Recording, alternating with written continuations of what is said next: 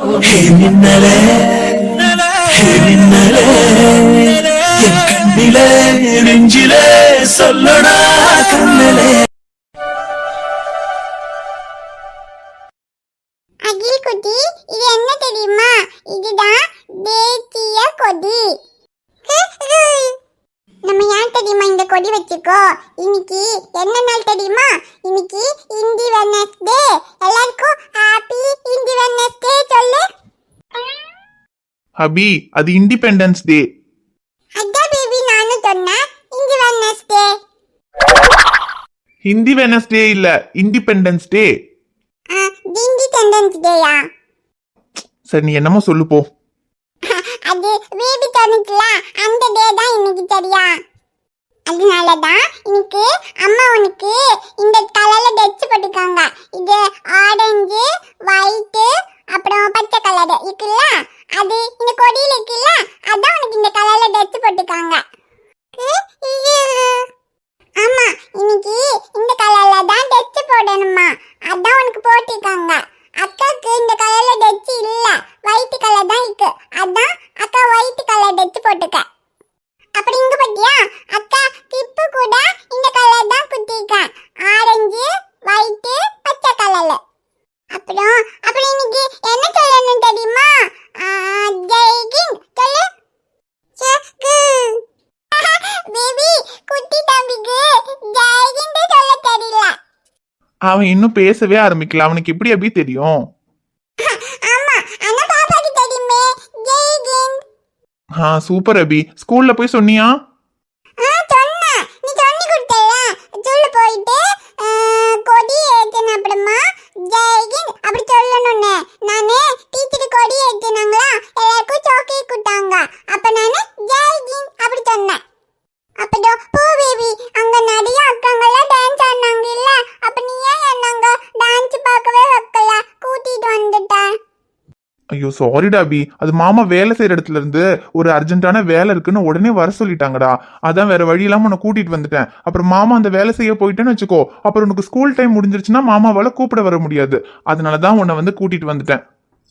போ பேபி, அங்க எல்லா அக்காங்களும் டான்ஸ் ஆடினாங்க, அதுக்கப்புறம் gift எல்லாம் கொடுத்தாங்க தெரியுமா, அப்புறம் எனக்கு மட்டும் கிடைக்கவே இல்ல. டே அபி, அது கிஃப்ட் சும்மாலாம் தரமாட்டாங்க. டான்ஸ் ஏதாவது ஆடினாதான் கிஃப்ட் தருவாங்க. நீ டான்ஸ்ல எல்லாம் எதுவுமே சேரலையே, அப்புறம் எப்படி உனக்கு கிஃப்ட் தருவாங்க? இல்ல, பாப்பா இருந்தா பாப்பாக்கு gift தந்துப்பாங்க, நீ தான் அதுக்குள்ள கூட்டிட்டு வந்த, அதான் பாப்பாக்கு அவங்க gift தரல. ஐயோ இல்லடா அபி, அது எல்லாருக்கும் தரமாட்டாங்க. டான்ஸ் ஆடுறவங்களுக்கு மட்டும்தான் கொடுப்பாங்க. சரி விடு, உனக்கு என்ன கிஃப்ட் தானே வேணும்? மாமா சாயந்தரமா கடைக்கு கூட்டிட்டு போய் உனக்கு கிஃப்ட் வாங்கி தரேன், போதுமா? சரி, அப்பனா எனக்கு பெரிய gift வாங்கி தரணும், பிங்க் கலர் gift. சரிடா, வாங்கி தரேன். அப்புறம் அபி, ஐஷு எங்க? எப்போ நீ ஸ்கூல் விட்டு வந்ததும் உன் கூட தானே இருப்பா? ஐஷு ரூம்ல இருக்கா, ஐஷுக்கு தலைவலிக்குதான், சாச்சி தூங்குடா. தலைவலியா? உன் தலைவலிக்கு காரணம் நான் தானே எனக்கு தெரியும். ஆனா பரவாயில்ல ஐஷு, இன்னைக்கு என்னால உனக்கு வந்திருக்கிற தலைவலி மாத்திரை போட்டா ஒரு நாள்ல சரியா போயிடும். ஆனா நேத்து நான் அப்படி உன்கிட்ட பேசியிருக்கலனா நீ காலம் பூரா வலி அனுபவிச்சிருக்கணும். அதுக்கு இந்த தலைவலி பரவாயில்ல. ஆனாலும் நேத்து நம்ம அவளை ரொம்ப கஷ்டப்படுத்திட்டோம். பாவம் அழுதுட்டே இருந்திருப்பா, அதனாலதான் தலைவலி வந்திருக்கும். அவளை போய் பார்த்து சாரி சொல்லலாமா? இல்ல வேண்டாம், அவளா புரிஞ்சுக்கிட்டு சரியாகிற வரைக்கும் அவகிட்ட போகவே கூடாது.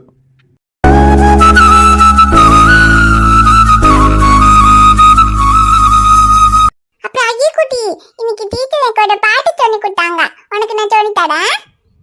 சன்ன கண்ண மன்ன கடி ஜாயக ஜயகே பாரிதி தாக்கி தாடா இப்ஜாக்கும் தங்க மஜாட்டி கடாட்டா தாகிட உத்தட பங்கா ஜயகே ஜயகே ஜய ஜய ஜய ஜயகே. எங்க நீ பாடு. அப்படி இல்ல, தாயகே சொல்லு. அது இன்னும் நண்டு பொடியன்னு இங்கதான் இருக்காங்களாக்கு. எல்லாம் சின்னவனே, என்ன வாட்டர் எடுத்து விட்டுட்டு டைலர் எங்க போச்சு? அது சிம்ரன் அக்கா குளிக்க போயிருக்கா, வர வரைக்கும் பாத்துக்கன்னு சொல்லி அகில விட்டுட்டு போனான். ஓ குளிக்க போயிருக்காளாக்கு. அது சரி, நான் தூங்கிட்டேன் சின்னவனே. அதான் ஒருவேளை வாண்ட விட்டுட்டு போயிருக்கோம். ஆமா ஐசுகன் எங்க? ஐசுகன் இருந்தது ஐசுகன் கிட்ட விட்டுருக்குமே. அது அவளுக்கு என்னமோ தலைவலியாம். தலைவலியா? அது சரி, அப்ப அந்த பிள்ளை தொல்லை பண்ண வேணான்ட்டு வாண்ட விட்டுருக்கோம். அப்புறம் அவளோட அப்பனாத்தாலும் கூட இல்லையே. அவங்க 2 பேர் இருந்திருந்தாலும் அவங்க பாத்துக்கிடுவாங்க. அவங்க தான் வெளியே ஏதோ அவளை பொண்ணு பார்க்க வராங்களாமவே. அதுக்கு என்னெல்லாம வாங்கணும்னு சொல்லி வெளியே போயிருக்காவோ. எப்போ பொண்ணு பார்க்க வராங்க? அது இன்னைக்கு என்ன வெள்ளிக்கிழமையா? நாளைக்கு சனிக்கிழமை கிடையாது, ஞாயிற்றுக்கிழமை வராங்கன்னு நினைக்கிறேன். ஐயோ, எப்படியோ பொண்ணு வந்து பார்த்து பொண்ணு மாப்பிள்ளைக்கெல்லாம் பிடிச்சி போய் சீக்கிரத்துல கல்யாணம் பண்ணி அந்த பிள்ளை போயிட்டா போதும் போ. ஏன் சிம்ரன் அப்படி சொல்ற? அவ கல்யாணம் பண்ணி போறதுல உனக்கு என்ன இருக்கு? அது ஆமலே, அவ கல்யாண விஷயத்துக்காக தானே அவ அப்பனா ஆத்தாலும் இங்க வந்து இருக்காவோ. அதுலயும் அவ ஆத்தாக்காரி இருக்கா பாரு. நம்ம சைலுகனு கல்யாணம் ஆன புதுசுல அங்க அவங்க வீட்டுல ஒரு வாரம் தான் இருந்தது. அந்த ஒரு வாரம் நம்ம சைலுகனை என்னெல்லாம் பாடுபடுத்தி இருக்கு. அதுலயும் நம்ம கூட இங்க வரவே கூடாதுன்னு சொல்லி என்னெல்லாம் பிரச்சனை பண்ணி அப்புறம் கடைசியில ஏதோ மாப்பிள்ளை நல்ல மனுஷரா இருக்க போய் சைலுகனை கூட்டிட்டு இங்க வந்துட்டாரு. இல்லன்னு வேற யாராவது இருந்து அவங்க பேச்சதா கேட்கணுங்கிற மாதிரி அங்கேயே இருக்க வச்சிருந்தாவண்டா. அப்ப யோசிச்சு பாருல, நீ நான் நம்ம சைலுகனை பாத்துருக்க கூட முடியாது பாத்துக்க. ஏதோ மாப்பிள்ள டாக்டரா இருக்க போய் சரி இங்கே வந்து ஆஸ்பத்திரி வீடு எல்லாம் கட்டி நம்மளையும் அவரு கூடயே வச்சுக்கிட்டாரு. இல்லனா இந்நேரத்துக்கு நீயும் நானும் நம்ம சைலுகன்னு கூடயே இருந்திருக்க முடியாதுல்ல. நம்ம 2 பேரும் வேற எங்கனாவது தான் தனியா போய் இருந்திருக்கணும்.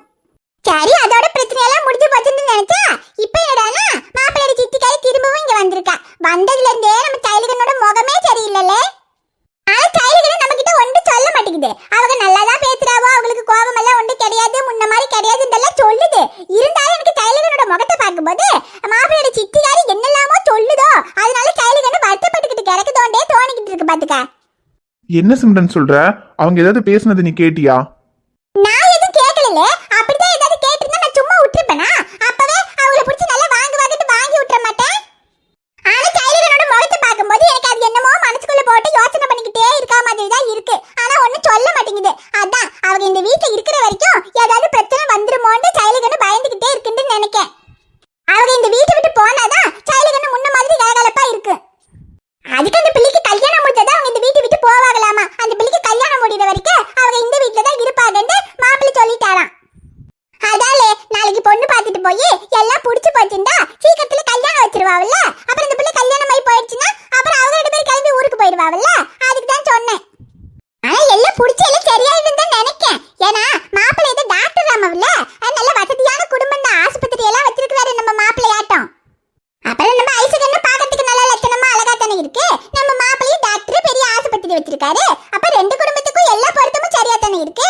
அதெல்லாம் சரியாயிடும்னு தான் நினைக்கிறேன். அப்புறம் இவங்களுக்கு ஏற்கனவே ஊர்ல எல்லாம் பழக்கமானவங்க தான் போல, வீட்டு பக்கத்துல எல்லாம் இருந்திருக்கிறாவ போல. அதனால எல்லாம் சரியாயிடும் போல. ஆனா என்ன ஏதுது எல்லாம் ஞாயிற்றுக்கிழமை பொண்ணு பார்த்து எல்லாம் முடிவு பண்ணாதான் தெரியும்டா சின்னவனே. சரி, அது என்னமோ நடந்துட்டு போகுது. அவ ஆத்தாக்காரி தான் கொஞ்சம் சரியில்லை. ஆனா இந்த பிள்ளையெல்லாம் நல்ல தங்கமான பிள்ளைதான். நம்ம கிட்ட பிள்ளைங்க கிட்ட சைலுகன் கிட்ட எல்லாம் நல்ல பாசமா தான் இருக்கு. அதுக்கு பாவ ஒரு நல்ல வாழ்க்கை அமைஞ்சிட்டா சந்தோஷம் தான் போ. சரி, அது கிடக்கட்டு. அப்புறம் என்னல சட்டையெல்லாம் அழுக்கா இருக்கு? வேலை முடிச்சு வந்து நீ குளிக்கலையாக்கு? எங்க குளிக்கிறது? அதான் நான் வேலை முடிச்சு வந்ததும் அக்கா நான் குளிக்க போறேன்டா அகில பாத்துக்கன்னு கொடுத்துட்டு போயிருச்சே. இனி அவ வந்ததுக்கு அப்புறம் தான் அகில அவகிட்ட விட்டுட்டு நான் போய் குளிக்கணும். ஐயோ சரி சரி, அதுக்கு வேலை முடிச்சு வந்து மேலெல்லாம் ஒரே அழுக்கு ஆயிலுமா கிடக்கு. அப்படியே உட்காந்துருக்க. சரி பிள்ளைகளை நான் பாத்துக்க, நீ போய் குளிப்போ. சரி சிம்ரன், நான் போய் குளிக்கிறேன், நீ பாத்துக்க. ஏபி நானும் வரேன். எடி நண்டவ குளிக்க போறாமட்டி. சும்மா வாலாட்ட எப்ப பார்த்தாலும் அவ பின்னாலேயே போய்க்கிட்டு கிடக்க வேண்டியது. அவ குளிச்சிட்டு வருவா இரு. அபி இருடா, நான் குளிச்சிட்டு இப்ப வந்துடுறேன். சரி, சீக்கிரமா குளிச்சிட்டு வா. அப்ப நம்ம கடைக்கு போய் gift வாங்கணும்ல. சரி, நான் குளிச்சிட்டு வந்துட்டு போலாம் இரு. ஏ அகி குட்டி, நானும் பேபியும் இப்ப gift வாங்க போறோமே. பெரிய gift வாங்குவோம். உனக்கு gift வாங்கிட்டு வாடா.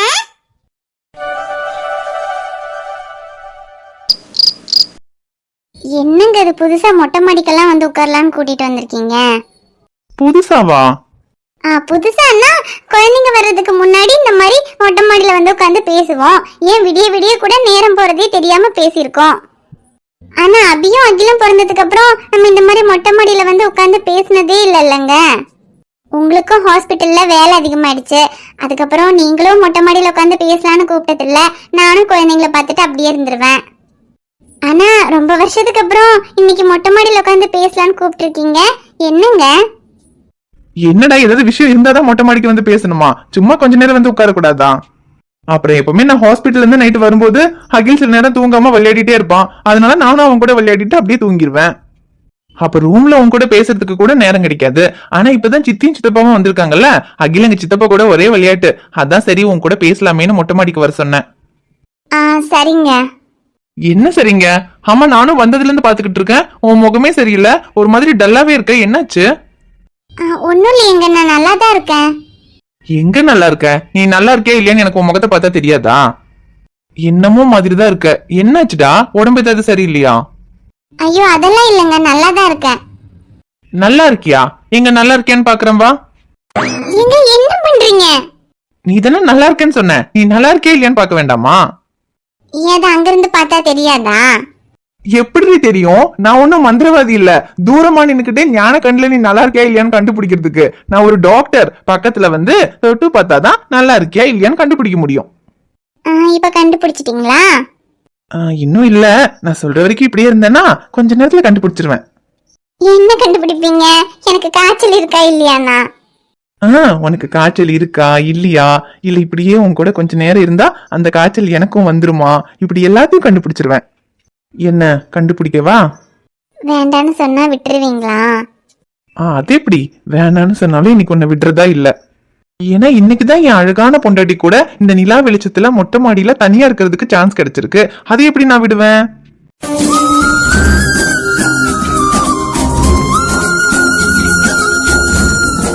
ஷைலுமா, திரும்ப திரும்ப கேட்கறேன்னு நினைக்காத. இப்பதான் கொஞ்சம் சிரிக்கிற. ஆனா நான் வந்ததுல இருந்து உன் முகமே சரியில்லை, என்னமோ மாதிரி இருந்த. பிரச்சனையெல்லாம் எதுவும் இல்லையே? இல்ல, நான் ஏன் கேக்குறேன்னா, சித்தி வர்றதுக்கு முன்னாடி நான் ஹாஸ்பிட்டல்ல இருந்து வந்ததும் நீ என்ன வேலை இருந்தாலும் எல்லாத்தையும் அப்படியே போட்டுட்டு என்கிட்ட வந்து, நான் ஹாஸ்பிட்டல்ல இருந்து ஒரு மாதிரி டென்ஷனா வருவேன், என்ன கொஞ்சம் கூல் பண்ணணுங்கிறதுக்காக எப்பவுமே ஜாலியா பேசுவ. ஆனா இப்போ ஹாஸ்பிட்டல்ல இருந்து நான் வந்தாலும் நீ உன் பாட்டுக்கு வேலை செஞ்சுக்கிட்டே இருக்க, என்கிட்ட வரவே மாட்டேங்கிற. நானா கூப்பிட்டாதான் என்கிட்ட பேசுறதுக்கே வர. அதான் கேட்டேன். ஐயோ அப்படியெல்லாம் எதுவும் இல்லைங்க. அது அத்தையும் மாமாவும் வந்ததுக்கு அப்புறம் நீங்க வந்ததும் அவங்க கூட பேசிட்டு வருவீங்கல்ல, அதனாலதான் நான் உங்ககிட்ட பேசாம இருந்தேன். இல்ல அப்படின்னா கூட நான் ரூமுக்கு வந்ததுக்கு அப்புறம் நீ என்கிட்ட நல்லா பேசுவ.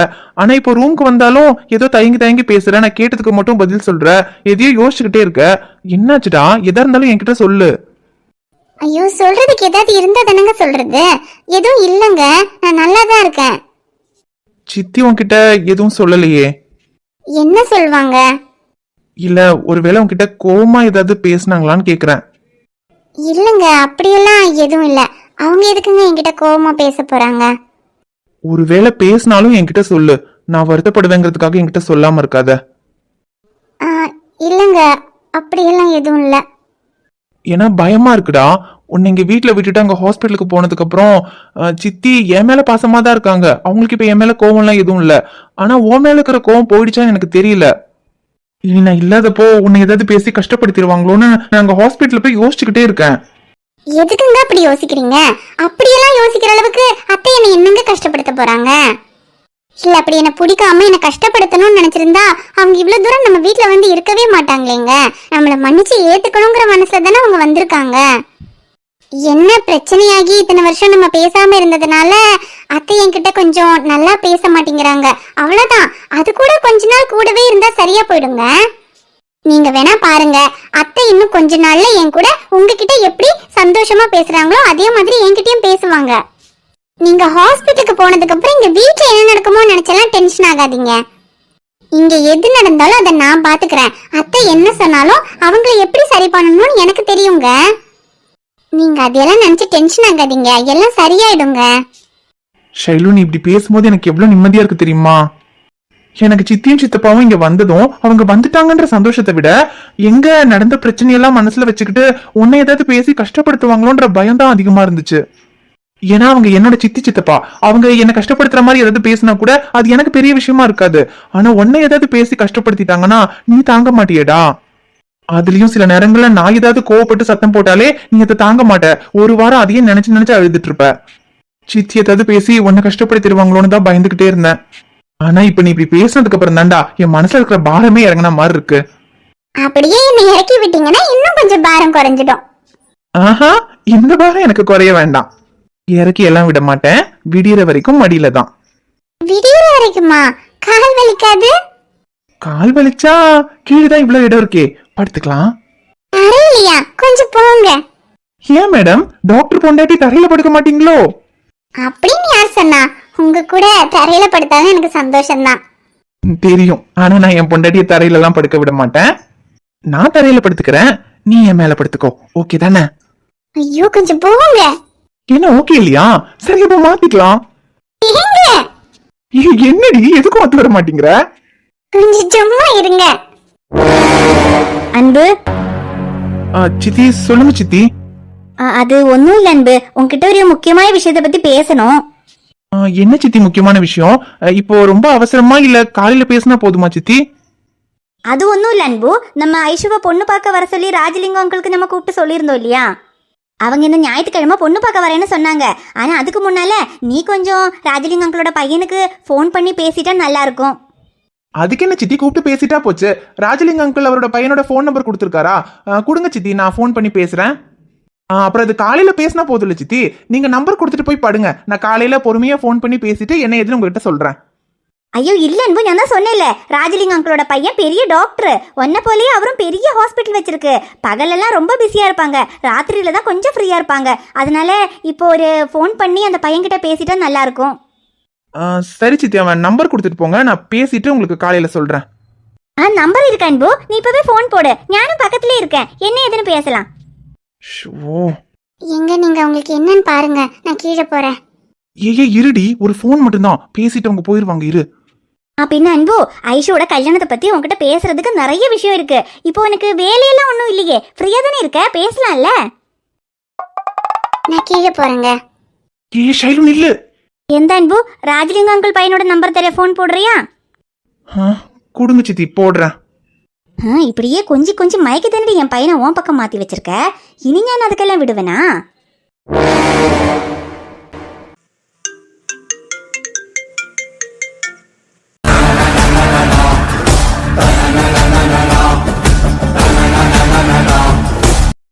ஹாய் ஃப்ரெண்ட்ஸ், எல்லாரும் எப்படி இருக்கீங்க? நிச்சயமா நலமா இருப்பீங்கன்னு நம்புறோம். இந்த வீடியோ உங்களுக்கு பிடிச்சிருந்தா மறக்காம வீடியோக்கு ஒரு லைக் போடுங்க. வீடியோ பத்தி எதுவா இருந்தாலும் மறக்காம கமெண்ட்ஸ்ல சொல்லுங்க. முடிஞ்ச வீடியோ உங்க ஃப்ரெண்ட்ஸுக்கும் ஃபேமிலிக்கும் ஷேர் பண்ணுங்க. நம்ம சேனலை இன்னும் நீங்க சப்ஸ்கிரைப் செய்யாம பார்த்துட்டு இருந்தீங்கன்னா சப்ஸ்கிரைப் செய்துட்டு பாருங்க. பாப்பா உங்களை பார்க்க நாளைக்கு வருவேன். எல்லாரும் மம்மு சாப்பிட்டு காத்துட்டு தூங்குங்க. பை.